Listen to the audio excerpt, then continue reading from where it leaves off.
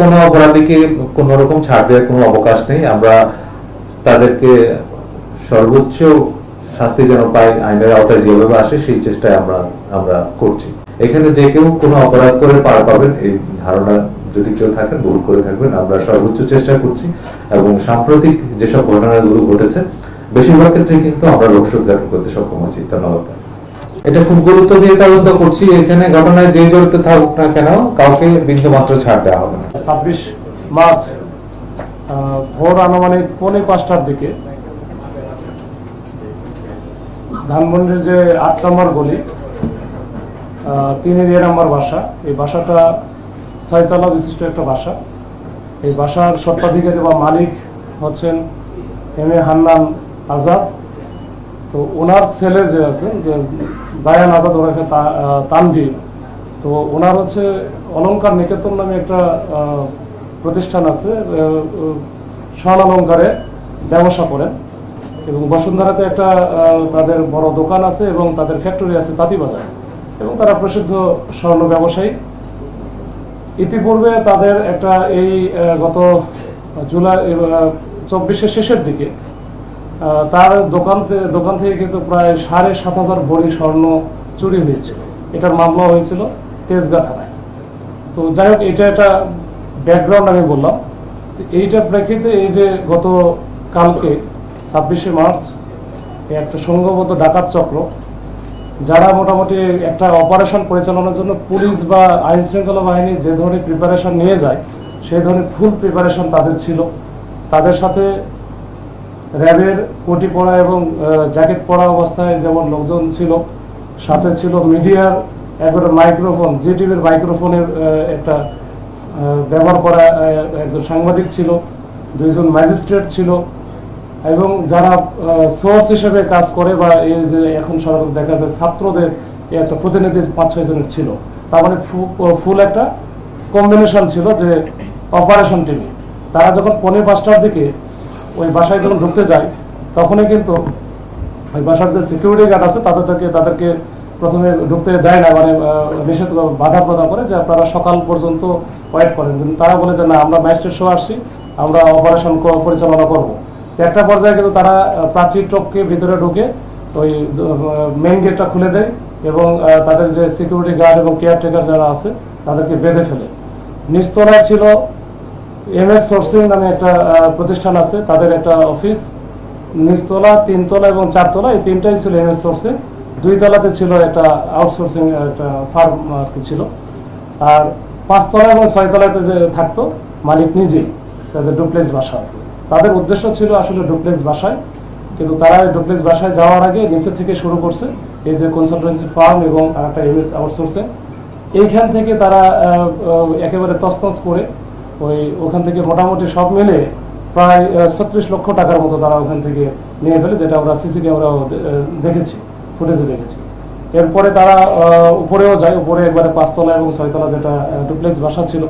এই যে দায়ান আজাদ তানভীর ওখানে থাকে না, ওনার হচ্ছে বাবা ছিল, মা ছিল, তাদের মায়ের কাছ থেকে ওই যে গলায় স্বর্ণের চেন ছিল, কানের দুল ছিল, এগুলো সহ প্রায় 3 ভরির মতো একটা স্বর্ণ ওখান থেকে নেয় এবং নগদে 1,20,000 টাকার মতো ছিল, সেটাও ওইখান থেকে নেয়।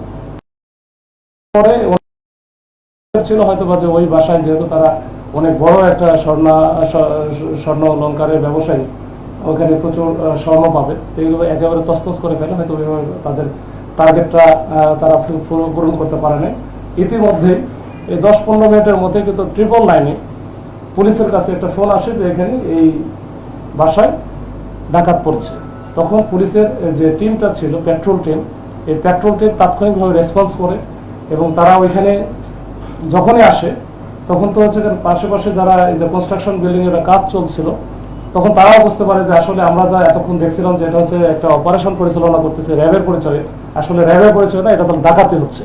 তখন এই কয়েকজন যখন জয়েন করেছে তখনই ওরা উপরে থেকে বুঝতে পারে তখন তাৎক্ষণিকভাবে কিন্তু তারা দৌড়াদৌড়ি করে নিচে এসে, কারণে তাদের কাছে তো ওই যে দেশীয় অনেক সরঞ্জামাদি ছিল, বিশেষ করে সেলারেস থেকে শুরু করে রড টড ছিল, এগুলো দিয়ে পুলিশের সাথে তাদের একটা হাতাহাতি অবস্থা হয়ে যায়। পুলিশকে তারা অ্যাসল্ট করে, 2 জন পুলিশ আমাদের গুরুতর ওইখানে আহত হয়। এরপরে আহত অবস্থায় কিন্তু আমরা ওইখানে এই স্থানীয় জনগণ এবং এখানে বাসার ভিতরে সিকিউরিটি গার্ড ছিল, ইতিমধ্যে তারা আবার কিছু তাদেরকে বেঁধে ফেলছিল এর আগে, তারা কিন্তু একসাথে হয়ে এই 4 জনকে ধরতে সক্ষম হয়। 4 জনকে ধরতে সক্ষম হয়, বাদ বাকিগুলো এরা কিন্তু পালায় যায়। তাদের মাইক্রো ছিল প্রায় 3টার মতো, এই 3টা মাইক্রো নিয়ে তারা চলে যায়। তো এই 4 জনকে যে আমরা স্পটে ধরলাম, স্পটে ধরার পরে তাদের কাছ থেকে আমরা বিস্তারিত তথ্য আমরা জানার চেষ্টা করি, অনুসন্ধান করতেছি, অনুসন্ধান অব্যাহত আছে। এর প্রেক্ষিতে কিন্তু গতকালকে রাত্রে আমরা একটা মাইক্রোবাস, যেটা ঢাকা থেকে হয়েছে, এই মাইক্রোবাস এবং সাথে আমরা 2 জনকে ধরি। তো মোট আমরা 6 জনকে এখন পর্যন্ত 4 জন আমরা স্পট থেকে ধরেছি, আর 2 জনকে আমরা পরবর্তীতে গতকাল রাত্রে ধরেছি। আমাদের অভিযান অব্যাহত আছে। এইখানে যে যারা ডাকাত দল যারা ওখানে গেল, তাদের পরিহিত যে ক্যাপ ছিল, র্যাবের কোটি ছিল, জ্যাকেট ছিল, আমরা কিছু উদ্ধার করেছি, আপনারা দেখেছেন। এবং তাদের যে এই ডাকাতি কাজে ব্যবহৃত যে সেলাই রেঞ্জ থেকে শুরু করে অন্যান্য জিনিসপত্র, আমরা কিছু দেশীয় সরঞ্জামাদি আমরা পেয়েছি, যেগুলো আমরা এখানে নিয়ে আসছি। তো এই হচ্ছে আবার আমার একেবারে সংক্ষিপ্ত একটা ব্রিফিং, যে আমরা এই ডাকাতি কাজে যারা অংশগ্রহণ করেছিল, এই যে র্যাব পরিচয়ে, ম্যাজিস্ট্রেট পরিচয়ে, সাংবাদিক পরিচয়, আমরা ইনশাল্লাহ আমরা চেষ্টা করতেছি যে এই 6 জনের বাইরে অন্য যারা আছে তাদেরকে আমরা অতি শীঘ্রই, খুব তাড়াতাড়ি আমরা আইনের আওতায় নিয়ে আসতে পারবো বলে আমরা বিশ্বাস করি। ধন্যবাদ। ধন্যবাদ মাসুদ। আমি একটা কথা বলে রাখি এখানে, ইতিমধ্যে যেসব সাধারণ জনগণ পুলিশকে সহায়তা করেছেন, এরকম 5 জন ব্যক্তির নাম আমরা পেয়েছি।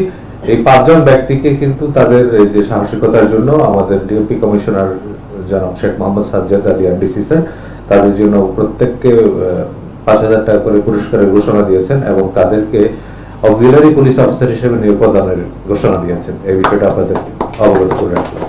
ধন্যবাদ। আর যদি কোনো প্রশ্ন থাকে, সেটা হচ্ছে যারা এই ঘটনাটি ঘটিয়েছে এবং যাদেরকে আপনারা গ্রেফতার করেছেন ইতিমধ্যে, তাদের পরিচয়টা একটু বলবেন, এবং তারা কি আদৌ কোনো বাহিনীর সঙ্গে কোনোভাবে ইনভলভ কিনা, এই বিষয়টা একটু ক্লিয়ার করুন। আচ্ছা, আমি যে 6 জনকে আমরা ধরতে পেরেছি, এর মধ্যে 4 জন যেটা আমরা একেবারে স্পট থেকে ধরেছি, ওনার একজন নাম হচ্ছে ফরাদ বিন মোশাররফ, একজন হচ্ছে ইয়াসিন হাসান, মুবাশশির আহমেদ ও ওয়াকিল মাহমুদ।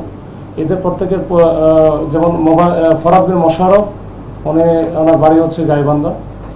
তো এইভাবে যে বিভিন্ন জায়গার বিভিন্ন অঞ্চলের এরা আছে, তো ওদেরকে আমি ধরছি। আর আজকে যে 2 জনকে ধরা হয়েছে, এটা হচ্ছে নাম আমি একটু পরে দিচ্ছি আপনাদের।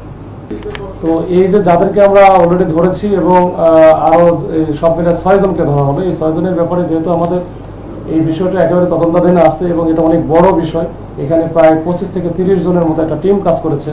এই পুরা টিমকে কাজ আমি আইনের আওতায় যদি আমি নিয়ে আসতে চাই, সেক্ষেত্রে কিছু একটু ভাই আমাদের এই বিষয়টা আমরা একটু পরে ডিসকাস করতে যাচ্ছি। আপনাদের বলবো রিমান্ডে আজকে আমরা নিয়ে আসতেছি। রিমান্ডে নিয়ে আসার পরে তারা তো বিভিন্নভাবে এলোপাথারি অনেক তথ্য দিয়েছে, যে তথ্যগুলো আমরা ভেরিফাই করতে পারি নাই। এই ভেরিফাই করতে গেলে আমার একটু সময় লাগবে। আজকে আমি রিমান্ডে পেলে তাহলে আমি আপনাদের পরবর্তীতে আমাদের সবকিছু আপনাদের জানাবো ইনশাআল্লাহ। বিভিন্ন বাসা বেঁধে ডাকাতির ঘটনা আমরা মাঝে মধ্যেই দেখছি, এদিকে গোয়েন্দা ব্যর্থতা নাকি টহল বা জোরদার বা চেকপোস্ট যারা বসিয়েছেন তাদের নিয়ে মানে গাফিলতি?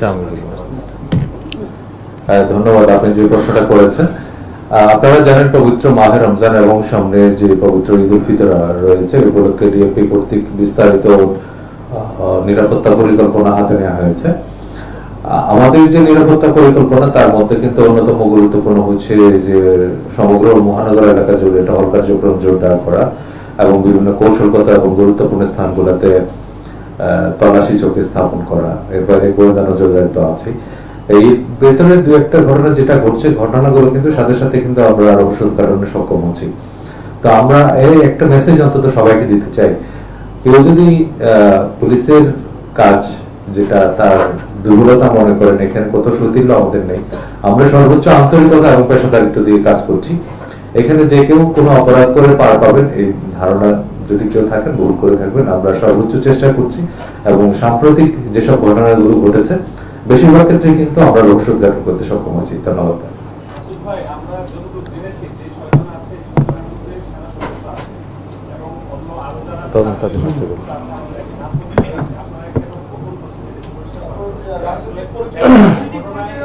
বাহিনীর লোক ছাড়া এরকম আচ্ছা, আমি বলে দিলাম।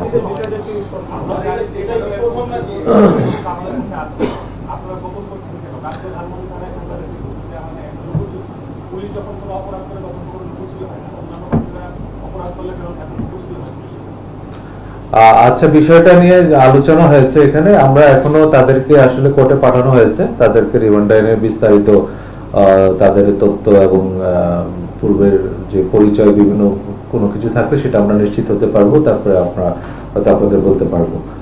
ধন্যবাদ।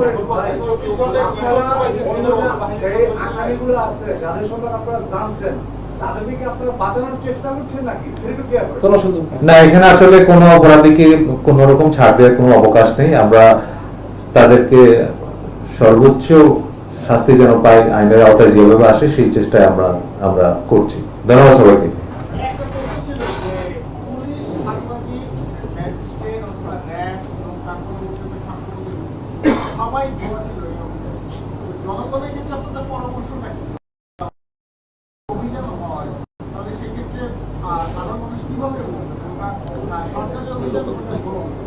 লোকাল থানায় যাবে। আমরা আপনি যে গুরুত্বপূর্ণ একটা কথা বলেছেন, ওনারা কিন্তু 999-এ ফোন করেছেন এবং একটা বুদ্ধিমত্তার পরিচয় দিয়েছেন। আমরা জনগণকে বারবার অনুরোধ করছি, আপনাদের সামনে যদি এরকম কোনো ঘটনা, সন্দেহজনক কোনো কিছু পরিস্থিতির উদ্ভব হয়, আপনারা কোনোভাবে আইন নিজের হাতে তুলে নেবেন না। আপনারা পুলিশকে ফোন দেবেন।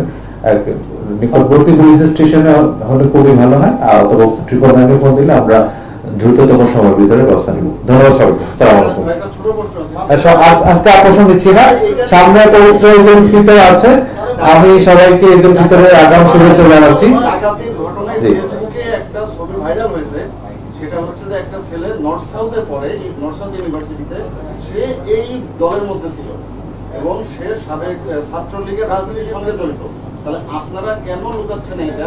না, ওইটা আমরা এখনো পাইনি। ভাইরাল কিন্তু এবং কালকে রাতে এটা আমরা ইতিমধ্যে বলেছি, আমরা এটা খুব গুরুত্ব দিয়ে তদন্ত করছি। এখানে ঘটনায় যে জড়িত থাকুক না কেন, কাউকে বিন্দুমাত্র ছাড় দেওয়া হবে না। ধন্যবাদ সবাইকে। এখানে কোনো বাহিনীর কোনো সদস্য ছিল কিনা বা আমরা এটা বিষয়টি তদন্ত করে দেখছি। ধন্যবাদ।